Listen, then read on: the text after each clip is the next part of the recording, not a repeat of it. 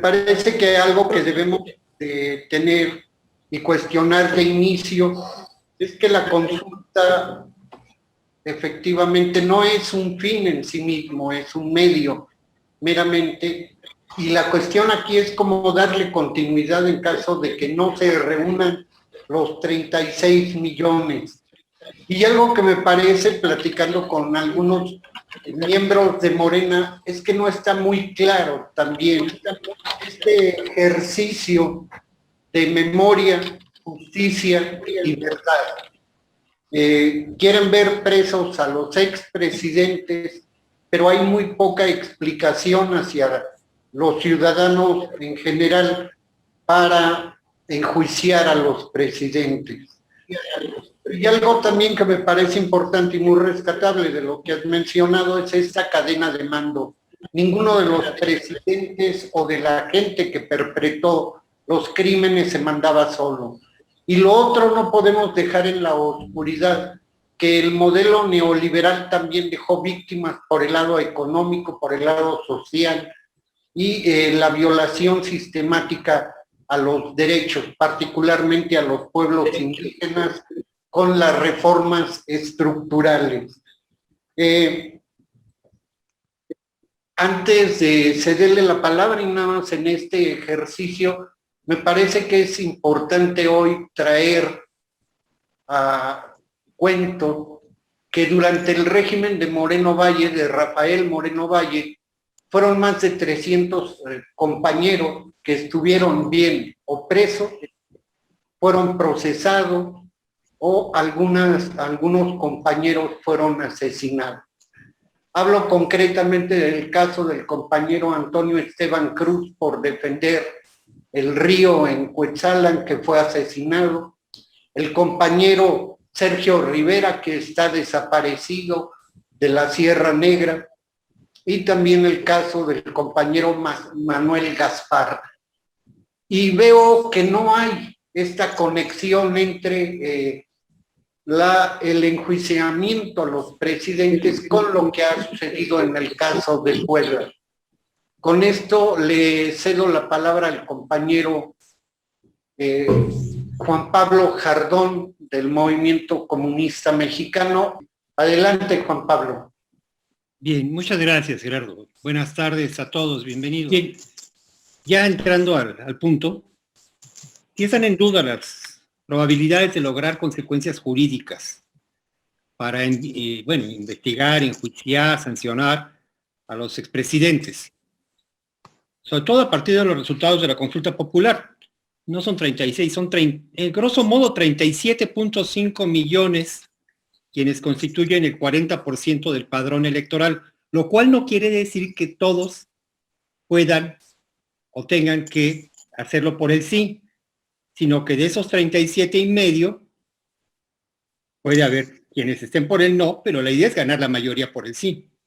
Esto con relación a lo que dice el camarada Gerardo Romero, porque sí efectivamente están llamando a no participar desde la derecha, no a votar por el no, porque eso avalaría la consulta.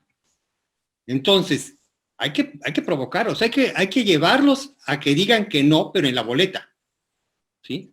Esa es una. Bueno, uno de los soportes para mantener este manto de impunidad sobre quienes ejercieron el cargo del Ejecutivo Federal está en la Constitución, en el artículo 108. Dice, el presidente de la República durante el tiempo de su encargo solo podrá ser acusado por traición a la patria y delitos graves del orden común. Pero configurar esto, o sea, cuando uno se va al Código Federal, al Código Penal Federal, traición a la patria está configurado en el 123 y 124, y eso nos restringe todavía más. Y delitos graves del orden común. Bueno, pero sin embargo, también desde la derecha se ha lanzado una serie de campañas diciendo, no, pues que vaya Andrés Manuel y que lo denuncien en el Ministerio Público, la ley no se consulta, la ley no se negocia. Quiero decirles que hay más de 1,000 denuncias en contra de actores del Ejecutivo y otros actores. Incluso varias de las cuales las puso Andrés Manuel. Pero yo recuerdo alguna en la época de Salinas que la interpusieron la Asociación Nacional de Abogados Democráticos y la ratificaron 4 veces. Y todas se archivaron. Debe haber cerros y cerros de denuncias, pues ahí, en esa impunidad, ¿no? Como testimonio de la oposición social frente al poder. En el centro, en el eje del problema está el presidencialismo. ¿Cómo está constituido el gobierno y el Estado mexicano en torno a un poder que es muy superior, que ha sido muy superior desde la época de la constitución del Estado mexicano, pero consolidado después de la Revolución Mexicana, particularmente con Obregón y luego con Calles, en donde al presidente se le otorgan facultades extraordinarias por encima del legislativo, el judicial, de los gobernadores y de todos. Entonces, se hace una figura intocable. Y de eso, pues ha propiciado también esa impunidad. Obligarlo a sujetarlo a la legalidad, pues ha sido prácticamente un romance, ¿no? Ahora, combinado con esto, está el fenómeno del neoliberalismo, ¿no? El neoliberalismo como tal es un fenómeno mundial, que se consolidó sobre todo a partir de la caída de la Unión Soviética en 1990, pero ya venía. Recuerden cómo se establece en Chile el neoliberalismo, con un golpe de Estado criminal, y se extiende a Argentina y a Brasil, y se viene toda una hecatombe social, y la negación de los derechos, y la depredación, el saqueo. Entonces, esa es la esencia, no digamos la naturaleza, porque la naturaleza no tiene nada que ver en estos asuntos, ¿no? Pero la esencia del neoliberalismo es el saqueo, la depredación y el despojo. Y eso implica la pérdida de derechos, incluyendo el derecho a la vida, a la manifestación, de todos los derechos democráticos. Incluso si ustedes se fijan, la cantidad de sindicatos existentes en los años 70 comparados con los registrados y activos ahora, y ven cuántos trabajadores están corporativizados, el 89.1% de los trabajadores del campo y la ciudad ya no pertenecen a ninguna organización de tipo corporativo. Porque eso también es el neoliberalismo.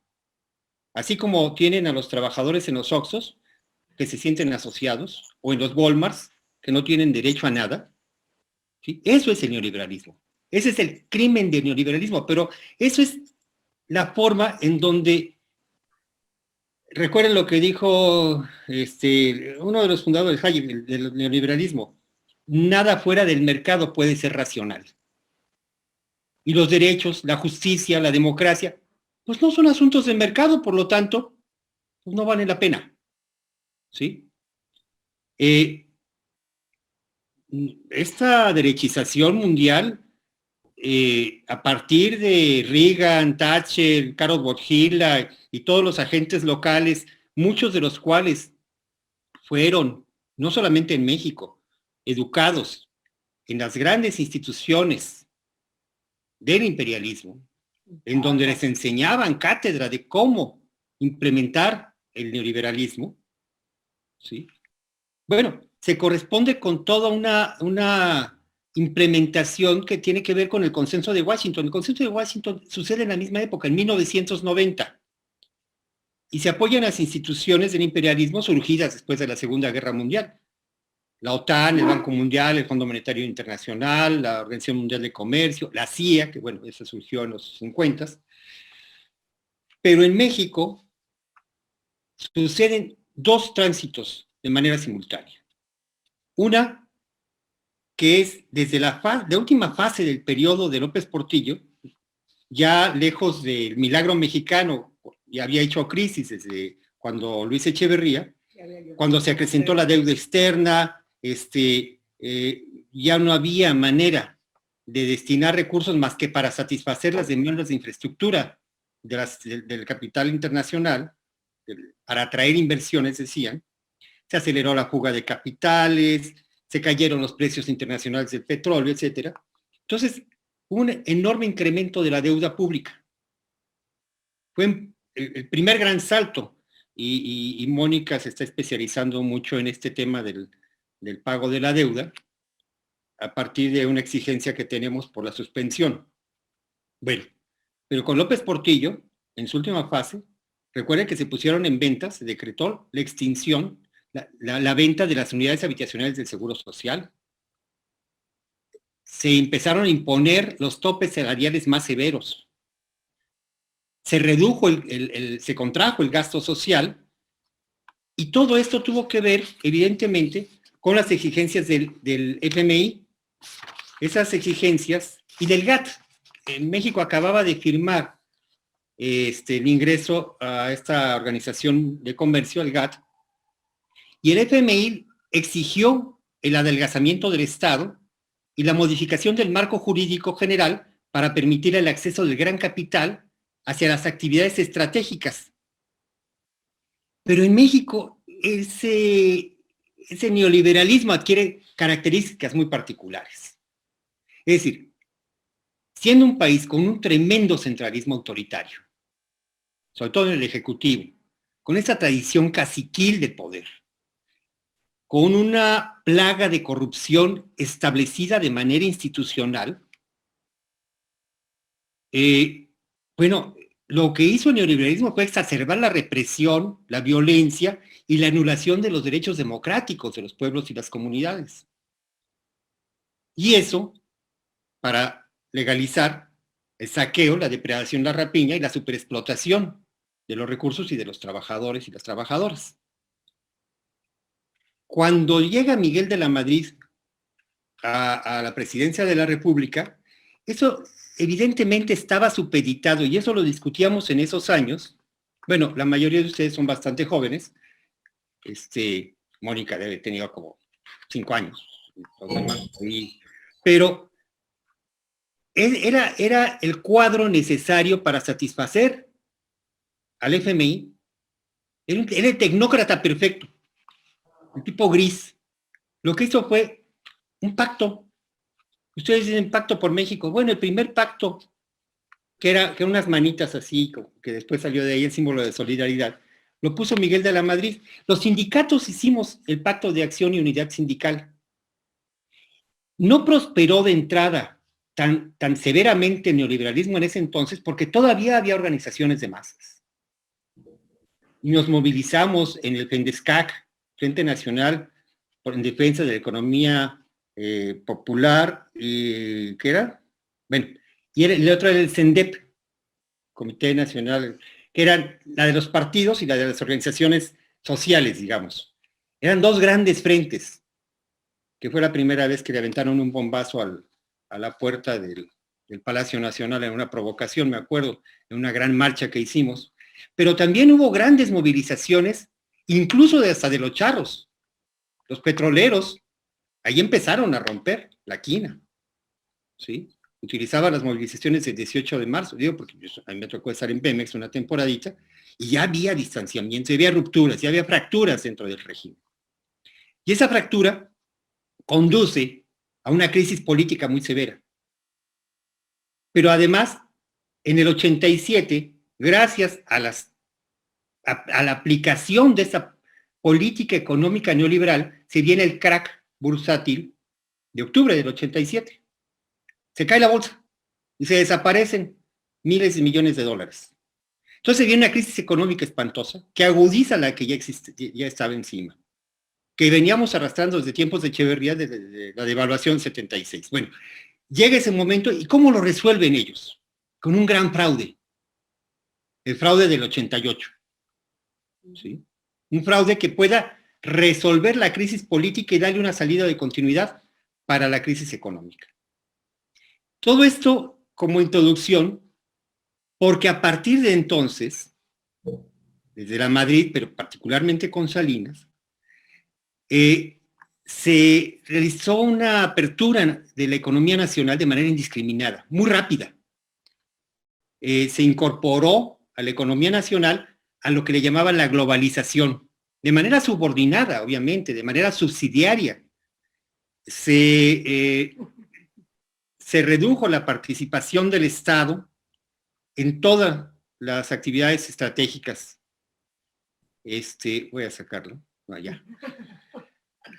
Se restringió la circulación monetaria, y eso tuvo que ver con que también se restringieron los salarios. O sea, se restringieron los salarios por 3 vías. Uno, por la contención salarial, para garantizar las ganancias del gran capital, pero para bajar la inflación, en vez de modular, de controlar la producción, lo que controlaron fue la producción de dinero, la circulación de dinero. Entonces había menos movilidad y eso generó una enorme pobreza. Pero simultáneamente implementaron algo, con Salinas particularmente, que fue la nueva cultura laboral, la flexibilización laboral. ¿Sí? Eso implicaba que las relaciones de capital-trabajo se limitaran las capacidades de los sindicatos para fijar salarios, prestaciones, se quitaron un montón de contratos colectivos. Bueno, las cortes negaron todas y cada una, hubo sexenios completos en donde todas y cada una de las sentencias laborales fueron contrarias a los derechos de los trabajadores. Y ahí fueron haciendo una cantidad de reformas, 2000 y tantas reformas a la Constitución, unas más chiquitas, otras mayores. Y bueno, esa es la estructura jurídica, pero esa estructura la utilizaron precisamente para legitimar todo ese saqueo. Y ese saqueo en la práctica se convirtió pues en el crecimiento del crimen organizado, se convirtió en violencia, en despojo a las comunidades, en que la Coca-Cola y ahora la Heineken o la lechera de Lala se apropien de los grandes mantos acuíferos y los recursos hídricos, dejando a los pueblos y comunidades. Y eso también a la vez conlleva a la necesidad del gran capital pues a matar a los defensores de los derechos de las comunidades y de los pueblos, y lleva a la persecución.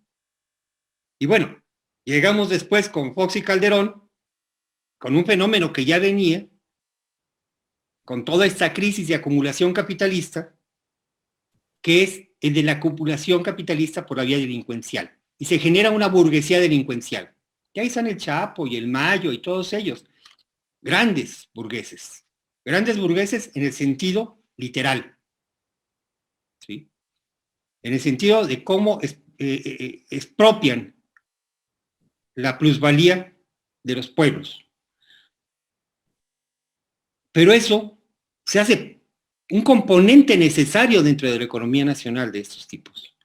Y entonces vemos que hay un entramado muy ligado entre explotación, saqueo, depredación, fraudes electorales. O sea, hay una maquinación en donde se hacen necesarios los fraudes para poner a alguien que siga haciendo las mismas chingaderas y le dé salida de continuidad a la acumulación capitalista. Y en esa acumulación pues, aparecen los grandes monopolios transnacionales, Odebrecht, Exxon, Chevron, Mobil, y se quedan con los recursos petrolíferos, se quedan con las construcciones, se quedan con todas las concesiones. Bueno, Salinas, y eso sí puede ser incluso documentado y tipificado como traición a la patria, fue el primero que atentó contra los ferrocarriles. No fue Zedillo. Zedillo lo materializó, lo consolidó, y ahora ya está empleado de ellos.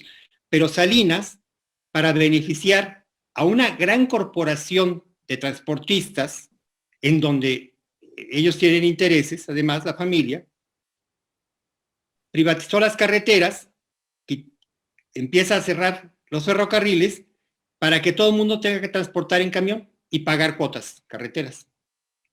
Sí, todo iba junto con pegado. Así dicen en mi pueblo. Bueno, así dicen en Oaxaca. Pero, imagínense, la firma del Telecán, pero la hace Salinas, pero deja sin cumplir la parte laboral y la parte ambiental. ¿Sí?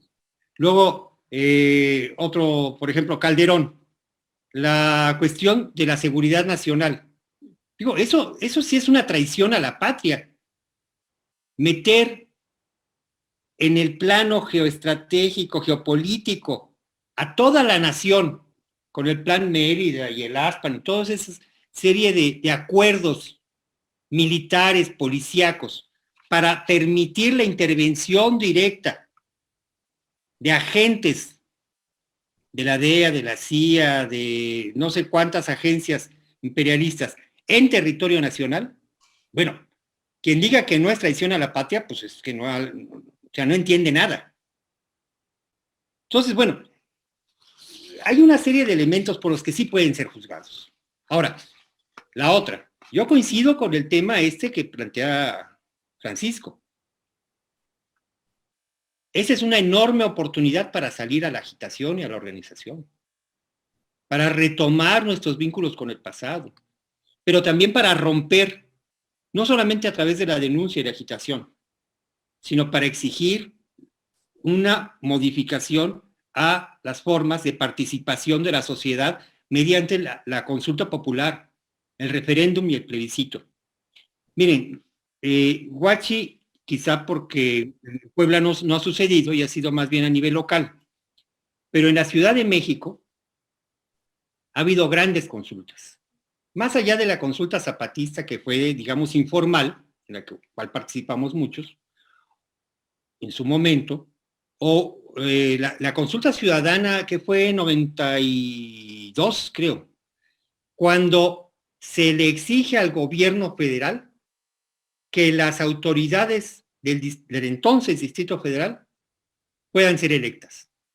Y de ahí a la fecha, bueno, la Ciudad de México ya se cambió de nombre y tiene una constitución local que es una constitución de derechos, ¿sí? Y desde 1997 elige a su jefe de gobierno y desde el 2000 a sus alcaldes, a sus delegados políticos, o ahora son alcaldes. Es decir, son avances. A los 5 minutos. Sí, pero uno de los más consistentes fue una derrota del proyecto estrella del neoliberalismo en la Ciudad de México, impulsado por Miguel Ángel Mancera, que era el corredor Chapultepec. Y ese fue mediante una consulta ciudadana en donde se obligó al Instituto Electoral del entonces Distrito Federal a realizar una consulta en lo que era la alcaldía Cuauhtémoc, ¿sí?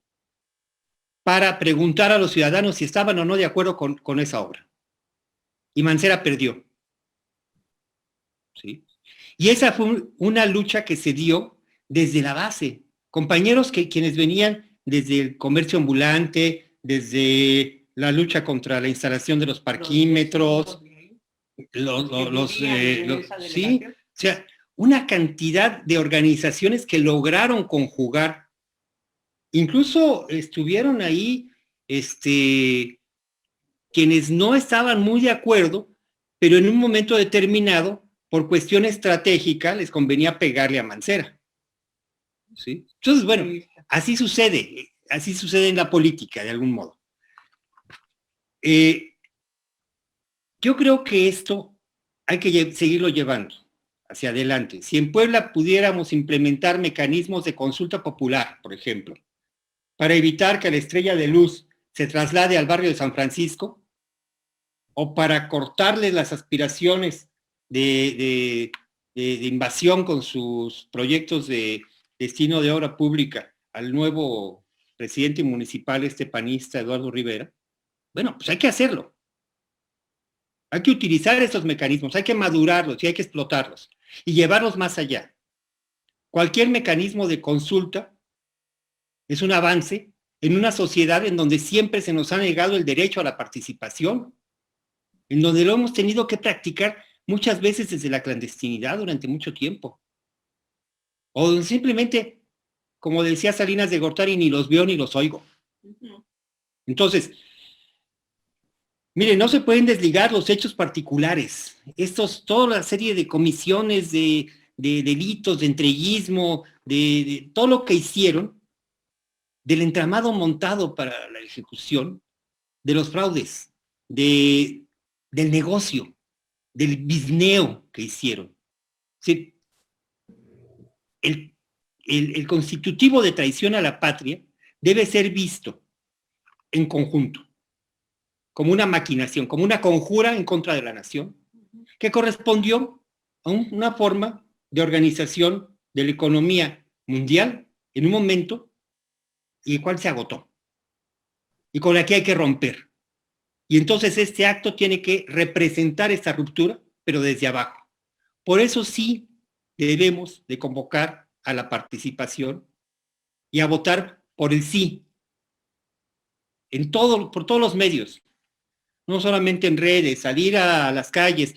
Es hasta deprimente. Sale uno poco en realidad con esto de la pandemia, pero sale uno y no encuentra quien conozca de que se va a hacer una consulta simplemente. Bueno, acá en Puebla, ¿no? No hay mucha información, hay una negación.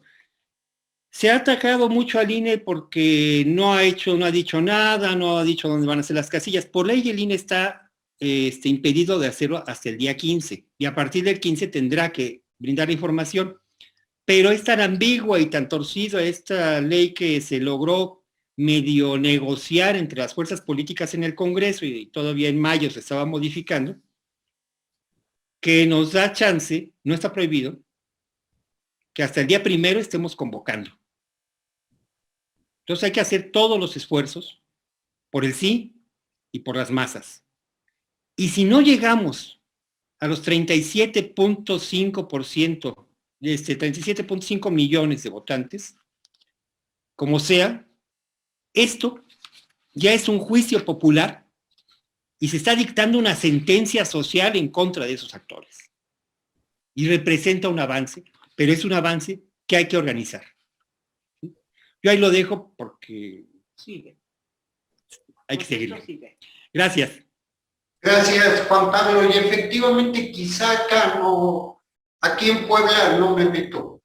No sea como en el Distrito Federal, pero también hay mecanismos en la Sierra Norte.